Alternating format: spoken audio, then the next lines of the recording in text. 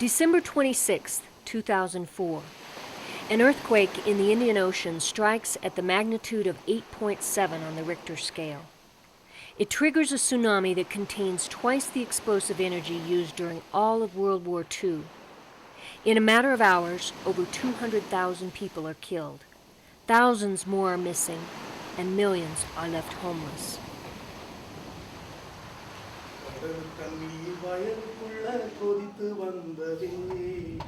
In the midst of such devastation, how do people rebuild their lives? What are the signs of hope and new life? How are moments of grace and courage sustained so that healing can take root? How does a widow find the courage to go on with life when she's lost everything that she knows? How does the silence and sadness of a child break forth into laughter again? To get at these questions, we traveled to Southeast India and the coast of Sri Lanka. This is a story of hope, found at the heart of arguably the worst natural disaster of our time. It's a story about the people of India and Sri Lanka who have the courage to begin again. And it's about a group of Jesuit priests who have chosen to accompany these people on their journey.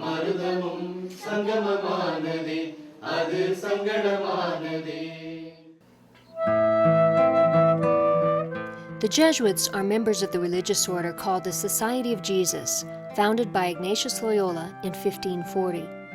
Ignatius, a Basque nobleman born in northern Spain in 1491, felt called to a life of service for God. Unlike the monastic orders of his time, Ignatius did not withdraw from ordinary life. Rather, he moved towards it. In the Ignatian way of thinking, no place where humans live and work is foreign to the love of God. And because no person or group can do everything, there are always choices about the most important work to undertake. Among Ignatius's companions, the Jesuits in India and Sri Lanka today have made a clear choice to serve those most directly affected by the tsunami.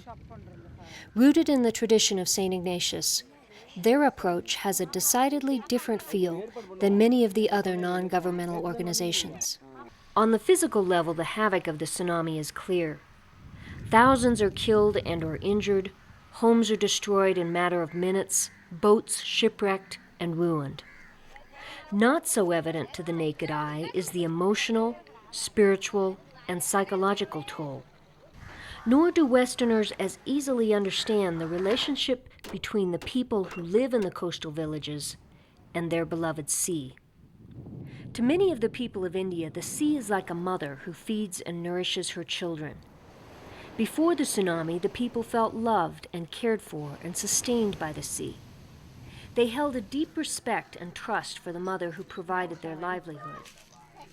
In the few short minutes it took the tsunami to storm ashore, that relationship of trust was shattered.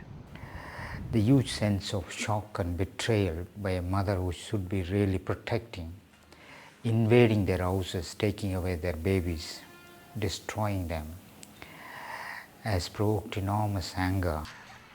Rebuilding on all levels takes time and concerted effort. This is something very, very difficult to rebuild the trust. This is one of the reasons there are efforts to make them to go back to the sea, walk into the sea. Located on the southeastern coast of India, just off the Bay of Bengal, near the town of Nagapattinam, is the Shrine Basilica of Our Lady of Health of Velankani. This place is often referred to as the Lords of the East because so many people of all religions travel here for healing. Tradition holds that sometime in the 16th and again in the 17th century, Mary, the mother of Jesus, appeared here to two separate boys. One was a young lame boy who was healed.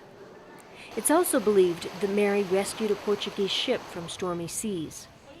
Velankani is now a place that millions of people of all faiths visit each year to pray for good health and safety. Because of the large number of people who visit here every day, some say the tsunami left more casualties here than any other one place in India. At the time the tsunami hit, Mass had just ended, and thousands of people were walking towards the sea. And how many died? Maybe 2,000, 3,000. Some say this is the biggest casualty place is Velangani. And the bodies were carried all around when the mass was going on. And there was a huge cry all around. And people could not believe it, this is happening. Slowly, people are starting to return to Velankini. Many of the Indian customs that stopped after the tsunami are being practiced again. One such custom is the shaving of heads. As a rite of passage for children being initiated into a new stage of life, a child's head is shaved and ears pierced. Adults also have their heads shaved here as an offering to God. In return, they pray for good health and safe travels. As we see now, all around people are going around back to shaving their heads, and the business is as usual now. People are coming back and worshipping again. And these are signs of hope that the Indian people are willing to forget or reconcile the trauma and return to their normal life. Normal life takes on many shapes and forms for fishing communities who have lost their homes and livelihood. Temporary camps like this one dot the countryside. Immediate basic needs for food and shelter are being addressed here. Getting permanent homes built is taking time. The government has enacted a law where no one can rebuild within 200 meters of the sea. Some say it's a law written out of concern and safety for the people. Others fear the government is using safety as an excuse to sell oceanfront property to foreign investors for hotels and industry. In the meantime, a permanent place for locals to live is elusive. And for thousands of tsunami victims, tent living is as good as it gets. In India, the Jesuit tsunami recovery efforts span the entire southeast coast. As their work has evolved, the Jesuits are focusing their efforts in 3 zones. Father Paul Michael is the coordinator of the Nagai zone. It includes villages near Nagapattinam. The best work to be done in our assessment was to be with the people, consoling them, trying to understand them, trying to help them to pour out their agony, facilitate the process so that they can weep in our presence. That sort of work was required in our assessment. So we said, let us go and be with them in their suffering. Father Eugene Muthu organized other Jesuits, nuns, and students to visit traumatized victims in 72 villages near the Nagapattinam district. Over 6,000 people were killed in this area alone. Just now, the people are coming back to believing in themselves and believing in others, because so many people have come to help them. So they have the belief back. So they have the faith in themselves and the people. Many of the people most devastated by the tsunami were already among the poorest and most marginalized in Indian society. The social system that has been the foundation of Indian history and culture since about 1500 BC is the caste system. Castes are unchangeable groups. A person born into one caste never changes or mixes with people of other castes. The untouchables, or Dalits, are the most oppressed. They are considered casteless or beneath the caste system. Their jobs often involve activities that are considered impure by Hindu tradition and would include anything that deals with dead animals or waste. Although the caste system has been illegal in India for more than 50 years, it continues to shape people's lives. The Dalits still have fewer educational and employment opportunities and are often denied access to temples, refused essentials like water, and have limited civil rights. The Jesuits chose the Dalits as those who most need their support in the aftermath of the tsunami. The God of the Bible is God of the people. God is in the society. And especially God takes a particular orientation of being and revealing himself and herself in society. That is with the oppressed, with the excluded, with the exploited. Therefore, to be with the poor, in a way, is to be with God. The first step in theology is to experience God who is revealing himself in the people. So with this assumption only we begin theology with experience and continuously keep this experience always, because the methodology is experience, reflection, leading to transformative action. Catholic social teaching challenges people of faith to address the needs of the poor and the oppressed. I myself, when I went to Nagapattinam, I saw, we took clothes for the children. Going in a van, the fisher folk stopped. Before we could reach a small village of Dalits, they said, why do you go there? You don't go.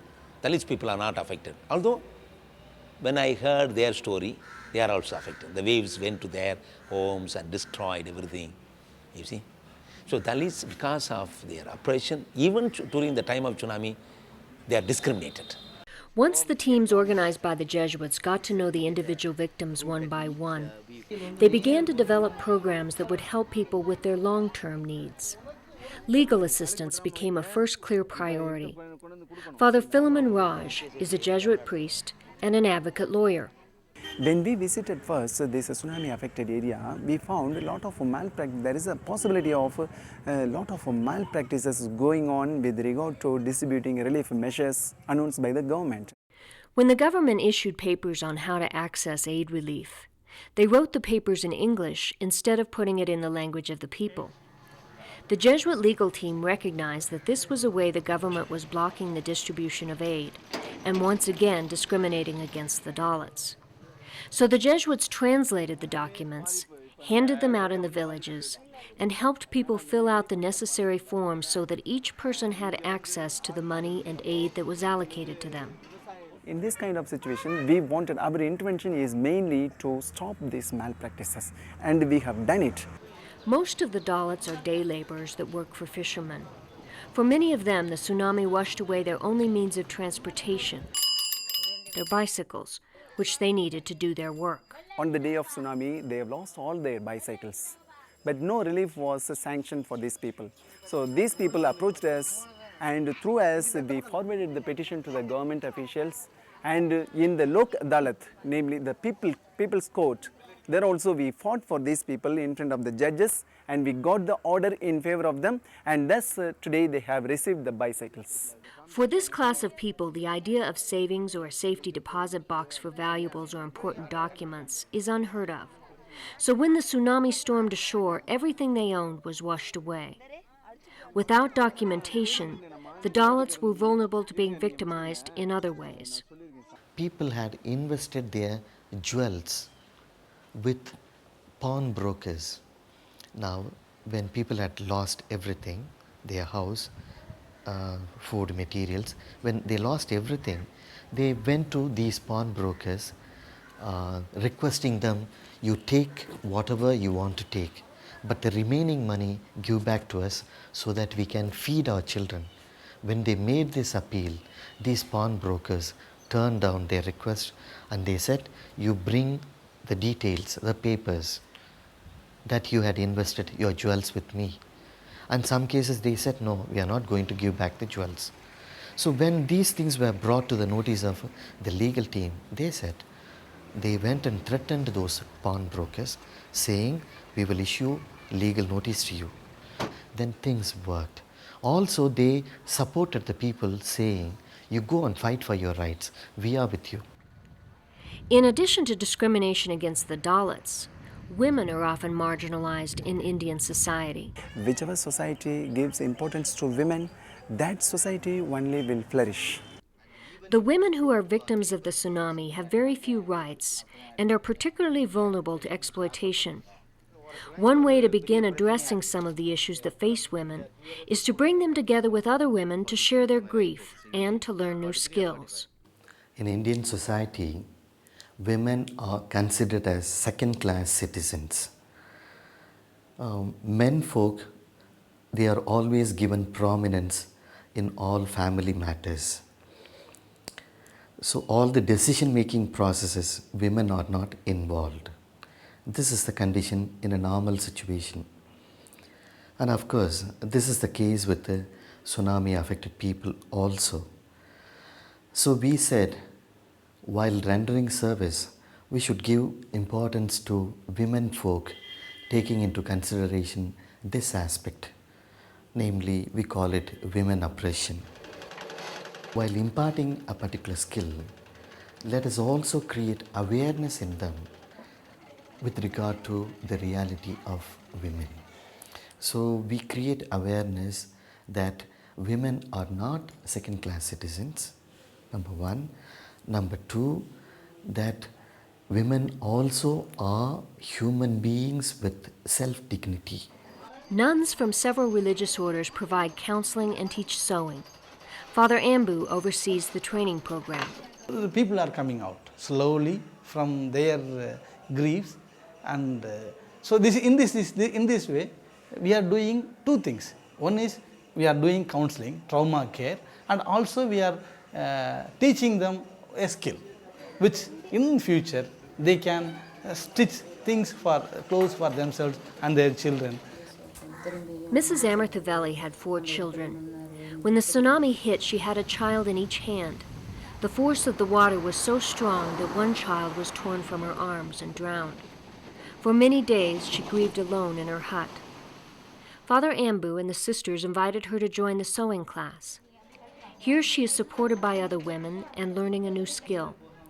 Father Ambu tells about the day she began to smile again and how her recovery is giving courage to everyone around her. And when I was there to teach them and when I was counseling, then she also started laughing. So in that way, when I give hope to them and they also get hope, and they also, when they laugh, I get hope. When she could laugh, what is there?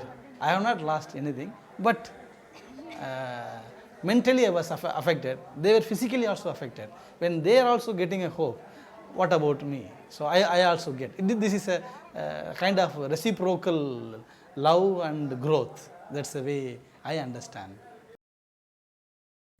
For women in India, arranged marriages have long been the norm. After the tsunami, this custom has some new elements with tough consequences for the women involved.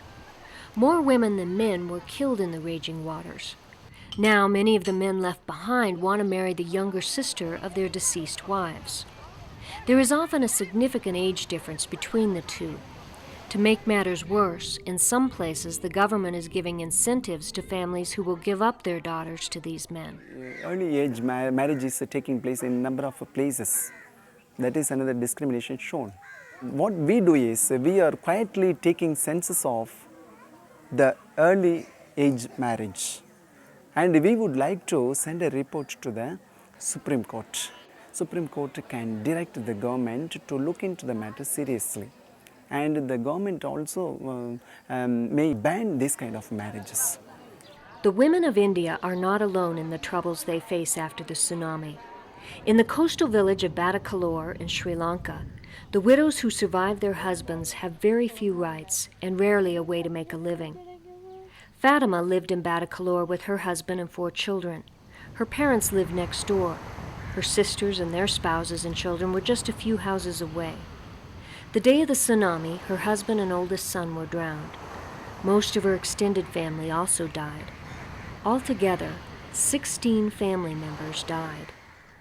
Father Paul, a Jesuit psychologist, has organized a widow support group to give Fatima and others like her the support needed to rebuild their lives. It is more difficult for the widows to lose their children, because once they lost their husbands and the breadwinners, the children, especially the boys, they were the breadwinners for this, the widowed mother and the others. And so if they lost their children, that means the widowed mother is completely abandoned. In a disaster like this, suffering is relative. Almost everyone lost somebody. Christina lost extended family and friends. Seeing so many women worse off than she was made her want to do something for those who had even greater losses. So she volunteered to spearhead a widow support group.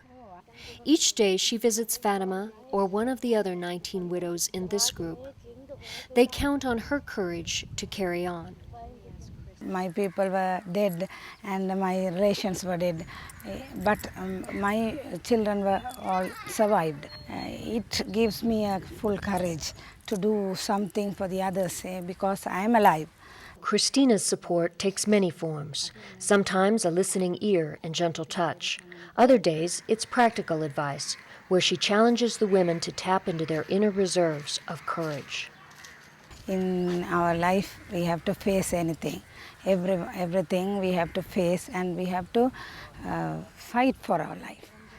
The hope is the willingness of these widowed persons to restart life. They, in different ways, tell us, yes, I will be able to pick up the different pieces and start life all over again if I am given an opportunity and a support. Trauma, devastation, and natural disasters are not new experiences for the people of Sri Lanka. For 18 years, they have lived amidst a civil war. They've struggled with epidemics, survived cyclones, floods, landslides, and drought. What is different about this tragedy is the way in which it broke down religious and political barriers, and it garnered the attention of the outside world. This country is blessed with four major religions, Islamism and Christianity and Buddhism and Hinduism. During the tsunami devastation, all these religions came together, and they did not come here as religiously affiliated group, but as persons. And therefore, we have experienced the Muslim people supporting, helping the Hindus, and the Hindus coming to the help of the Christians, and the Buddhists coming all the way from the south to the east to be able to help our own affected people with compassion and with concern and mercy and love. While there are still many signs of the lingering civil war, the response to the tsunami by both the Sinhalese security forces and the Tamil Tigers was unprecedented.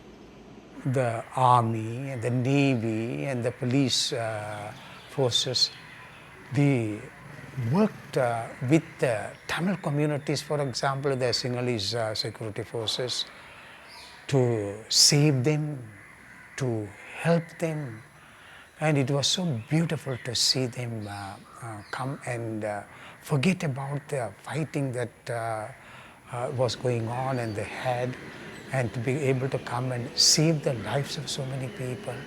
And the same way the fighting Tamil communities trying to help the security forces whom they did not like. And therefore there has been a kind of a reconciliation because the tsunami disaster among the warring parties. In the midst of the Civil War, Father Paul and his team of teachers and psychologists created what they call the Butterfly Peace Garden. It is a playground of sorts, an oasis in the city that gives children a place to play, sing, dance, draw, and heal from the trauma of war. The goals of the team are to promote ethnic harmony, peace, and healing for children. In the wake of the tsunami, the Peace Garden program is being adapted to help kids deal with their tsunami-related troubles.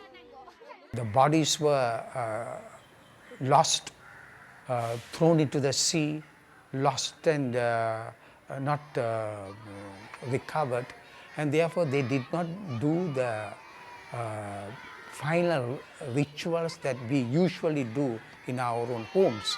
So we created occasions and we created rituals to deal with these losses and the final rites of the people who have been lost, in order to give them healing, not only for the children but also for the parents and the adults. The importance of ritual is second nature to the Jesuit priests of Sri Lanka.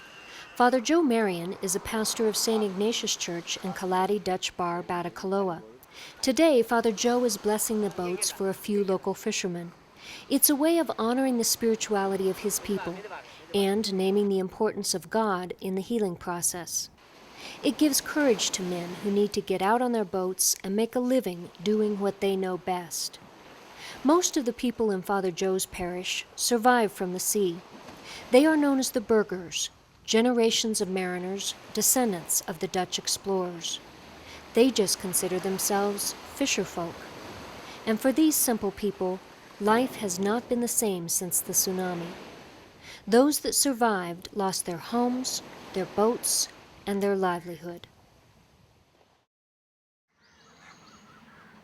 This boat shop usually builds about 300 new boats a year.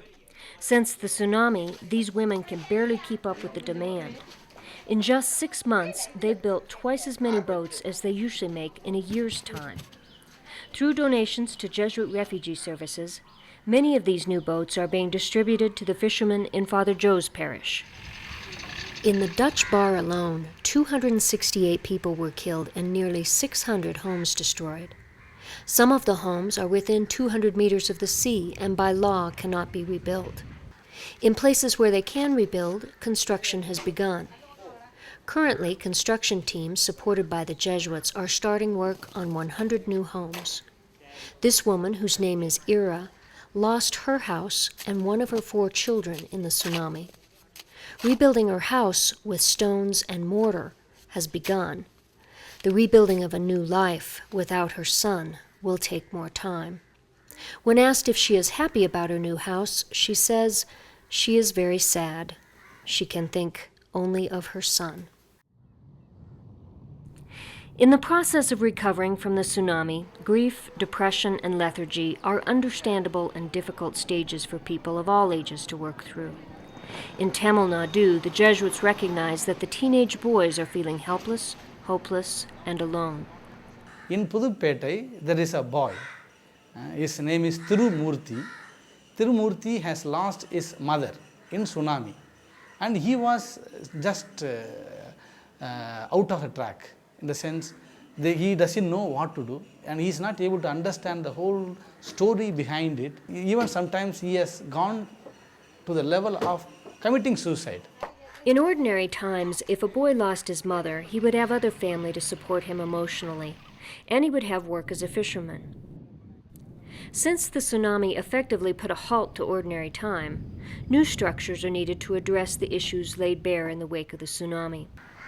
Since the founding of the Society of Jesus, the Jesuits have had a strong belief in the value of education. In this situation, the Jesuits assessed that a vocational school would address a whole range of needs. Our students or our youngsters, they are affected by the tsunami, and some have lost their dear and near ones, kith and kins. Really, they are traumatic affected patients. Now they are able to learn some skills, and also they know how to spend their time in a profitable way.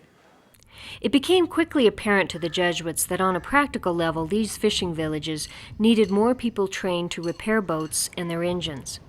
In the surrounding villages to Nagapattinam, many of the small fishing boats are salvageable, but the engines are damaged from the salt water. In the past, there were only a few specialized mechanics available to repair engines for a number of villages. Now there are so many engines that need repair that the few trained mechanics could not begin to address the need. The Jesuits decided a vocational program that includes engine repair classes could address the needs of the villages on several levels. On a practical level, it gets engines fixed and fishermen back in the water. On an emotional level, it gets the teenage boys together working on a common goal and learning a skill that will be with them for the rest of their lives. Today, the boys get to experience the results of their new skill. These are the first repaired engines to take to the sea. The smiles give a glimmer of the pride and joy that they feel in being able to repair their own engines and return to the ocean. Brother Ignacy Augustin teaches engine repair. The need is great. So our Jesuits are known for it. Wherever there is a great need, we will be there. They have now the joy that has come back. That the hope they have lost just before 2 months, now it is coming back. And now they feel that they can begin their life again. Sahadavan is a student in the engine repair class. He says the tsunami ruined his life, but the engine repair class is giving him a new sense of hope for a new life with a real future. When asked how his life was changed, his answer was simple. I hope to go back to the sea, he says. It's all because of Brother Ignatius, the Jesuit. School-aged children have their own demons to wrestle with after the tsunami. Immediately after the disaster, many were quiet and listless, devoid of laughter and playfulness. The Jesuits provided books, backpacks, and other material needs to get the kids back to school. They provided uniforms and supplies for nearly 2,000 students in 42 villages. Beyond that, Father Stephen Martin is facilitating a series of drawing workshops to give kids a creative outlet to describe their experience of the tsunami. Sinking boats, topsy-turvy houses, and trees being washed away are the most common images to emerge. They would not speak about the tsunami, so they are keeping quiet. Something was disturbing them. Yesterday, I conducted a drawing workshop. I asked a boy, "How many pictures have you drawn?" He said, 4 pictures. "Which one was attractive to you?" He said, "The one of the tsunami."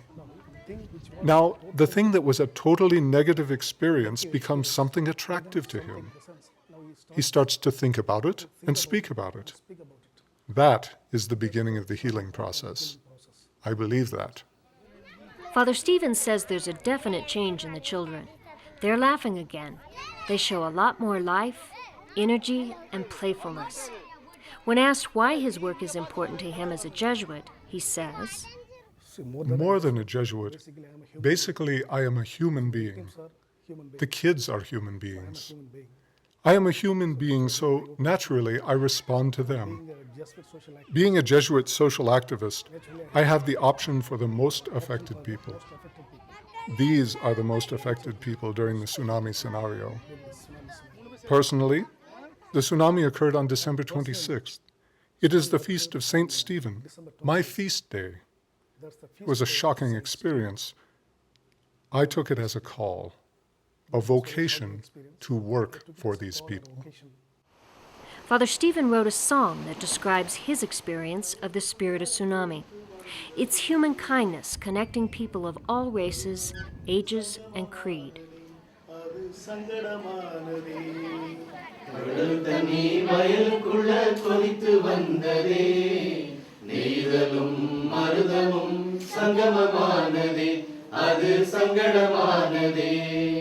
நெஞ்சுக்குள்ளே அந்த சோகம் இறுக்கி பிழியுதே நெஞ்சுக்குள்ளே அந்த சோகம் இறுக்கி பிழியுதே சோகத்திலும் வெளிச்சம் ஒன்று கண்ணில் தெரியுதே அது மனிதநேயமே கடல் தண்ணி வயலுக்குள்ள கொதித்து வந்ததே நெய்தலும் மருதமும் சங்கமமானதே அது சங்கடமானதே. The spirit of tsunami is hope born out of facing unbelievable challenges. It is the courage to begin again in the midst of great grief and loss. It is the breaking down of ethnic, religious, and political barriers, and the reaching out in human compassion. The spirit of tsunami is from chaos there is creativity and hope for the people. So it is always it is this spirit that envelops such events, in the sense that it is after we have gone through the experience of being very chaotic, confused, and experience a lot of complexities in our lives, we come out of it with more hope, with more creativity, and with positive, growthful experiences. And so tsunami has been devastating, destroying, chaotic experience, but through it all, we see creativity and hope in it. The spirit of tsunami is also the willingness to fight for justice and face discrimination, to educate, to console and support. Our mission among the tsunami victims, whether it is among the children, among young people, male or female, among the elderly, it is to instill a sense of hope in them that this life is worth living. That is the important aspect that we deal with. Slowly, people are coming out of their shock, grief, and we see smiles in their faces, and it brings joy to us. This small group of Jesuits embody the spirit for those of us who watch this natural disaster unfold from afar. They have found ways to reveal the compassion of God even in the midst of this devastation. They listen, they teach, they heal broken hearts, they build new homes, they help the widows, the orphans, and the poorest of the poor. Long after the news of this disaster has left the headlines, the Jesuits and the work of the Society of Jesus will continue. That is the Spirit of Tsunami.